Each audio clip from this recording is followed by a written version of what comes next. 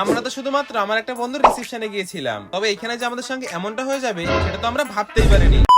আজ ছিল একটা বন্ধু রিসেপশন, এইদিকে ঝড় বৃষ্টি হওয়াতে সন্ধ্যার থেকে কারেন্টও ছিল না, এই কারণে মোবাইলে আলো জ্বেলে মোটামুটি সবাই তৈরি হয়ে নিয়েছিলাম। মামা সবার বিয়ে তো খাচ্ছি, তোর বিয়ে খাবো না? ওরে ওরে বিয়ে করবে কে রে?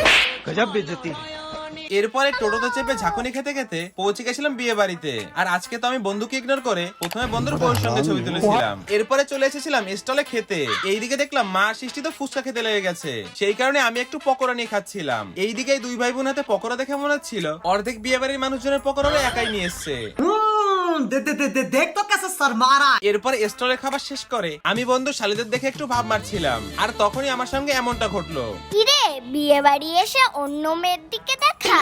দাঁড়া আজকে গিয়েই আমি মামিকে বলে দেবো। মেমরি যাওগা ভগবান। আর তোমরা সাবস্ক্রাইব করে দাও যাতে আমার গার্লফ্রেন্ডের কাছে মার না খেতে হয়।